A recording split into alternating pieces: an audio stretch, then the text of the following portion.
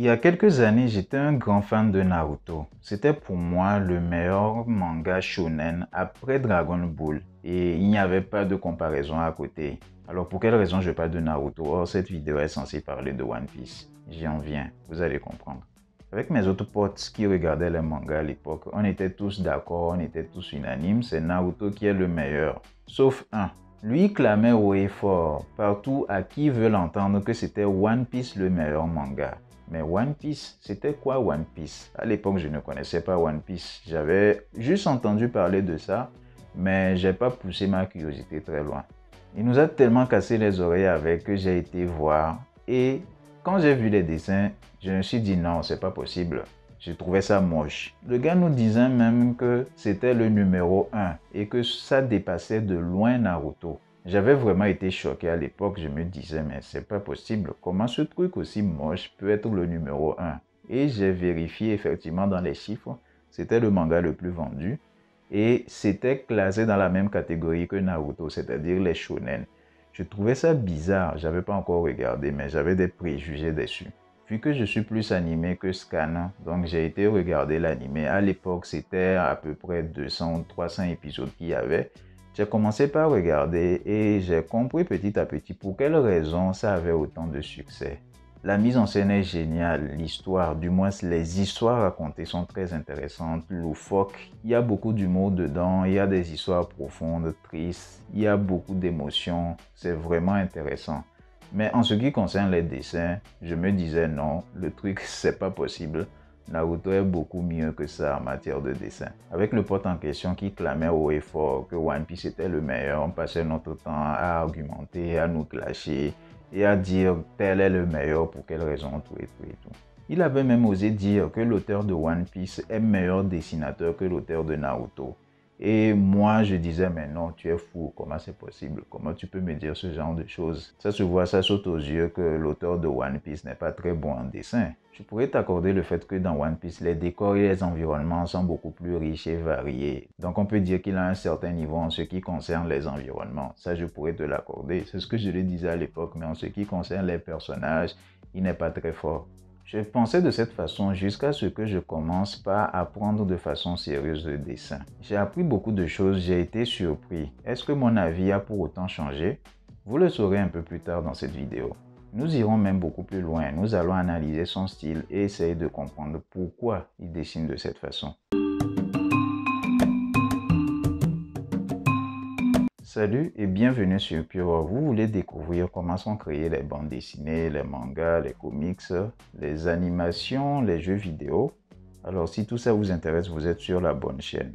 Je mets néanmoins un accent particulier sur les cultures africaines car c'est un terreau fertile. Il y a beaucoup d'univers, beaucoup de choses à y découvrir. On connaît bien les mangas japonais, les comics américains, les BD franco-belges, eh bien, je voudrais qu'on découvre ensemble les Kempti d'Afrique. Donc, je vous invite à vous abonner et à partager la vidéo au maximum. Quand on se met au dessin, au début, on a tendance à reproduire ce qu'on voit. Or, reproduire ou essayer de reproduire est contre-productif. Généralement, les supports dont on dispose pour faire nos dessins, du papier, une tablette ou tout ce qu'on veut, tous ces supports sont en 2D. C'est-à-dire, ils sont plats.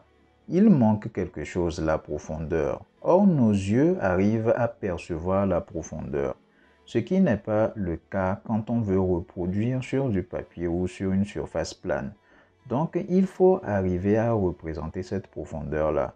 Et pour ça, il y a certaines règles à comprendre. C'est là où l'apprentissage des règles de base du dessin est important. Ça permet de comprendre ce qui se passe, de comprendre comment la nature fonctionne, de comprendre comment l'être humain fonctionne et arriver à réinterpréter tout ça. Donc le but du dessin n'est pas de reproduire, mais de réinterpréter ce qu'on voit. Maintenant, on peut le faire de façon réaliste ou de façon caricaturale. Concernant les environnements ou les décors, il y a un exercice que beaucoup d'entre nous avons fait à l'école. Il s'agit de reproduire une route ou soit une voie de train. Bref, et on nous a appris ce que c'est que la ligne d'horizon ainsi que les points de fuite. Donc tout fuit vers un seul point. Il y a la ligne d'horizon et ça nous permet de reproduire une route en perspective. Donc, ça nous permet d'avoir de la profondeur. Il y a d'autres règles de perspective comme les 2 points de fuite, les 3 points de fuite qu'on voit là par exemple. Et tout ça, ça permet d'avoir de la profondeur. Donc, ce sont des règles à respecter. C'est pareil en ce qui concerne l'être humain. Il y a notamment un certain Léonard de Vinci que beaucoup de gens connaissent, qui a disséqué l'être humain pour essayer de comprendre les différentes parties, comment ça fonctionne, essayer d'avoir des références. Donc ça a beaucoup aidé pour la médecine, mais également pour le dessin. Par exemple, voici un livre Morpho de Michel Lauricella, dans lequel il a analysé le corps humain, les différentes parties, le nez, tout ça, les yeux. Et quand tu les reproduis, ça te permet de comprendre comment fonctionne l'être humain. Là, par exemple, au niveau des oreilles, j'avais vu ça tout à l'heure, au niveau des oreilles, vous voyez, il y a cette histoire de point d'interrogation, une sorte de point d'interrogation et des formes telles que Y et tout ça.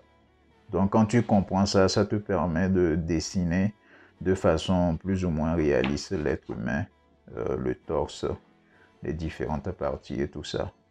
Donc, à part ça, il y a différents livres qui expliquent tout ça. Nous n'allons pas trop nous appesantir dessus puisque l'objectif est de comprendre le style d'Oda. Ce qu'on veut savoir, c'est est-ce que Oda est un bon dessinateur? Est-ce qu'il a appris tout ça avant de commencer par faire One Piece? Ou est-ce qu'il applique toutes ces règles-là dans One Piece? Revenons à la tablette. Donc ça, ce sont des choses à apprendre. Les proportions d'un adulte sont déterminées en fonction de la taille de la tête. Donc là, il y a 8 fois la tête, donc ça fait que c'est interprété comme étant un adulte. Pour un enfant, c'est différent et tout ça. Donc ça, c'est des détails.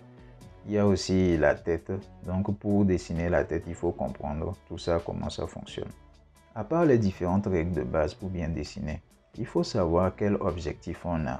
Si l'objectif de la personne est de faire de la bande dessinée, du storytelling, raconter des histoires, la personne peut se concentrer sur le fait de faire plus d'acting. Là, par exemple, ça montre un peu plus des personnes dans des situations de vie, des personnes qui bougent, des personnes qui discutent, des personnes qui sont en interaction. Donc, avec juste des formes, avec juste des traits, on arrive à comprendre de quoi il s'agit. On ne voit pas les détails anatomiques, on ne voit pas les différentes règles de dessin sur la personne, mais on comprend les différentes interactions. Et c'est ça le plus important quand on fait du storytelling. Maintenant, en fonction du dessin réaliste, si on veut faire quelque chose de très réaliste, on peut appliquer les différentes règles anatomiques sur le personnage. On peut par exemple ici bien dessiner les mains dans les détails. On peut bien dessiner le visage, les épaules et tout ça. Donc ça dépend. Si on comprend, on connaît très bien les différentes règles. À part la mise en scène, à part l'acting, il y a le fait aussi de faire des caricatures. Il y a un dessinateur que j'aime bien, Robert de Jésus, qui fait des caricatures, mais de façon stylisée. C'est très intéressant son style. Il arrive à reproduire des gens de façon caricaturale et on reconnaît bien les gens quand tu vois les photos et tu vois les personnages à côté. Et le truc, c'est qu'il met l'accent sur les expressions de visage. Par exemple, là, on voit très bien les dents qui sont mises en avant. Il ne s'est pas donné la peine de mettre tous les détails comme sur la photo. Le nez aussi, le nez c'est simplifié, c'est juste 2 traits, comme ça.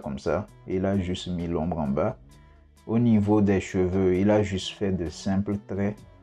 Il a simplifié ça au maximum. Au niveau du chat, il a fait les expressions des yeux. Le nez, il n'a carrément pas mis ça. Donc c'est simple, on comprend, c'est lisible. Là également, bon, là il y a un peu plus de détails.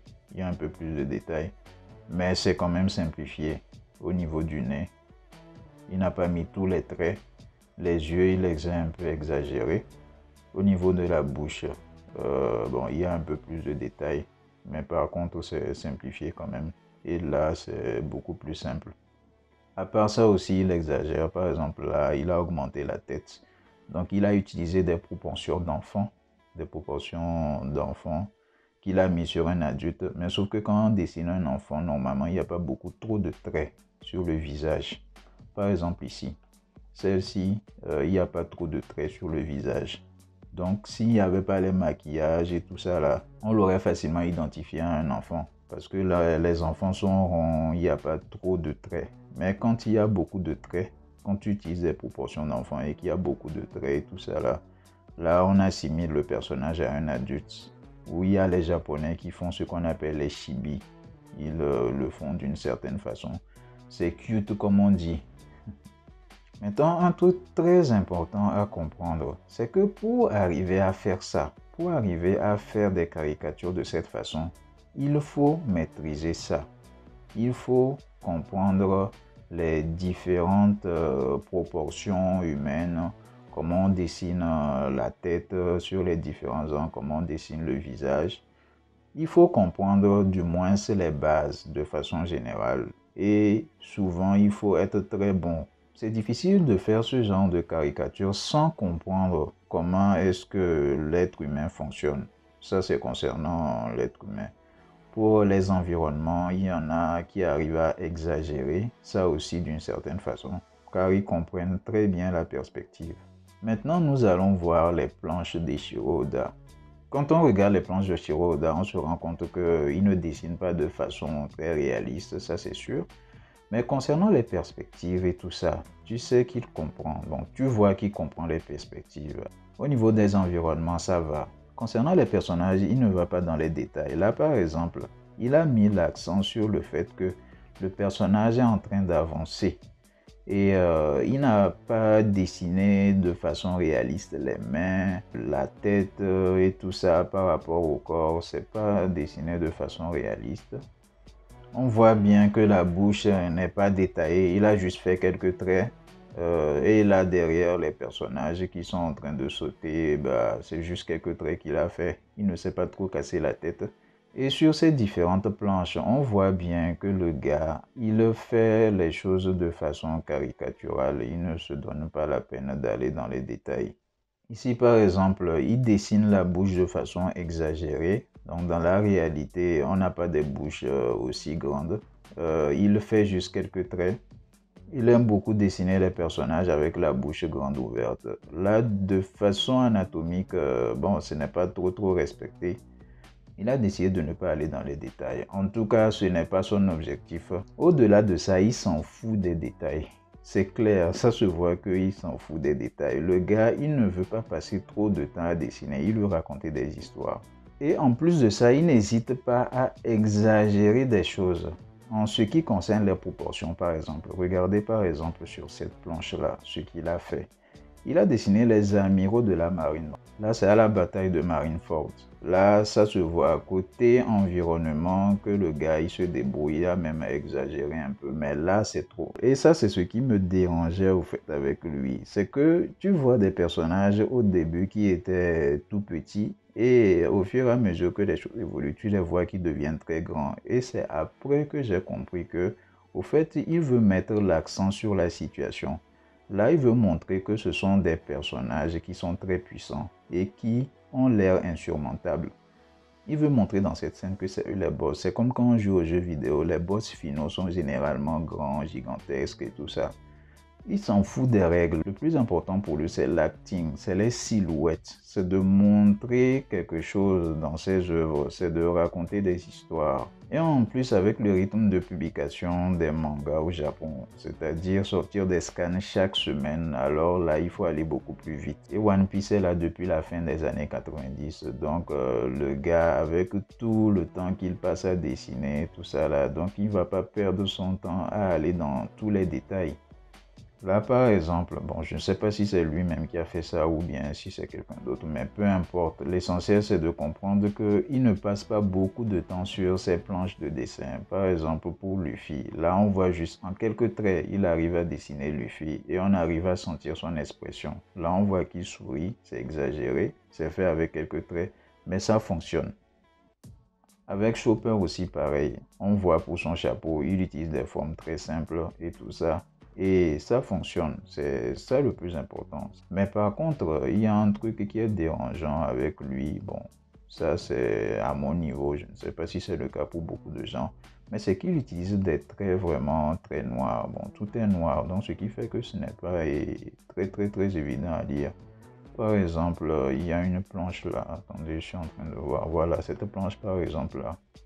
C'est tout noir. Il faut faire un certain effort pour essayer de comprendre ce qui se passe. Or, vous allez voir, il y a d'autres mangaka ou d'autres dessinateurs qui vont faire de telle façon qu'il y ait des traits qui soient beaucoup plus fins et d'autres un peu plus gros. Généralement, c'est ce qu'on fait quand quelque chose est devant nous. Les traits sont censés être beaucoup plus gros et quand c'est derrière, ça doit être beaucoup plus fin pour qu'on puisse comprendre un peu plus la notion de perspective, cette notion de profondeur-là. Mais là, il ne l'a pas fait. Bon, tu sens que ce n'est pas trop son problème. Lui, il va aller très vite. Tout ça permet de comprendre la psychologie de l'auteur de One Piece. Déjà, quand tu vois ces histoires loufoques, tout ce qu'il nous raconte, tu sens que c'est quelqu'un qui ne veut pas nous montrer la réalité telle qu'elle. C'est quelqu'un qui passe rapidement à l'essentiel. Il a dû apprendre vite fait les règles de base d'anatomie, de dessin, tout ça. Il a pratiqué un peu et il s'est jeté directement dans son histoire parce que c'est ça qui compte pour lui, c'est le fait de raconter quelque chose. Et en plus, avec tous les foreshadowing qu'on voit, il y a quelque chose qui se passe dans les premiers chapitres. Et des centaines de chapitres plus tard, tu te rends compte que c'est quelque chose d'important. Au début, ça avait l'air minime. Et là, tu vois le travail qu'il fait au fait sur la narration, le travail qu'il fait sur le storytelling.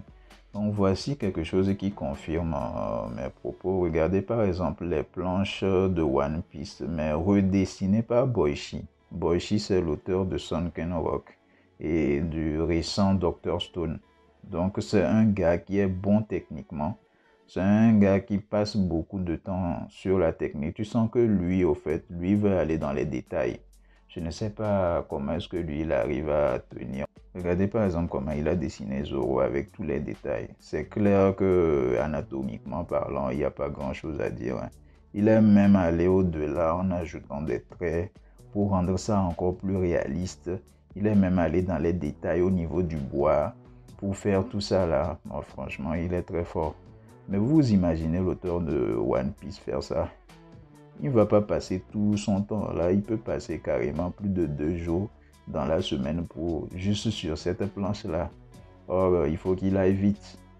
Regardez là par exemple Barbe Blanche. Regardez comment est-ce que c'est détaillé, comment est-ce que Boichi l'a détaillé. Avec la façon dont il a dessiné le nez, la barbe. Or, l'auteur de One Piece, lui, il fait juste un trait comme ça. Il fait juste un trait comme ça, une sorte de lune. Mais Boichi, lui, comme il fait attention aux détails, il a mis tout ça et tout ça. Franchement, ça prend beaucoup de temps pour faire ça. Ça prend vraiment du temps. Et bon, sûrement, il doit être très rapide. Et ça, c'est sûr qu'il a d'abord dessiné au crayon avant de repasser dessus. C'est sûr. Or, l'auteur de One Piece, lui, je suis sûr que lui, il va directement. Peut-être que, ou soit il fait juste quelques traits comme ici. Peut-être il fait à la base quelque chose comme ça. Il fait ça rapidement. Et puis, il le repasse à l'encre un peu plus en détail pour ajouter peut-être les yeux et puis quelques éléments. Ou soit ses assistants s'occupent un peu de ça. Donc, ça doit être la méthode de Eiichiro Oda de dessiner. Alors, pour conclure, en ce qui concerne son style de dessin, ce qu'il faut comprendre, c'est qu'il connaît les bases. Ça se voit qu'il a étudié ça à un moment donné, qu'il comprend ça de façon théorique. Par contre, je ne suis pas trop sûr qu'il ait beaucoup pratiqué et du moins, ce n'est pas ce qui l'intéresse. Pour les environnements, c'est clair qu'il comprend bien la perspective et les différentes mises en scène. En ce qui concerne les personnages, il a décidé de se concentrer sur un style beaucoup plus caricatural, car son objectif n'est pas de passer son temps à dessiner de façon réaliste ou à mettre de l'accent sur les détails.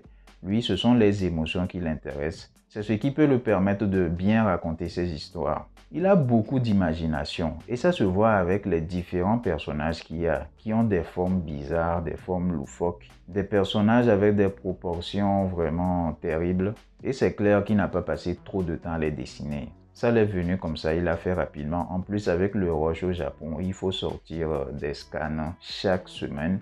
Donc là, c'est clair qu'il ne va pas perdre son temps sur certaines choses. Toutefois, il met beaucoup plus d'efforts sur les personnages les plus importants. Je l'avais notamment remarqué à l'époque avec le personnage de Mihawk.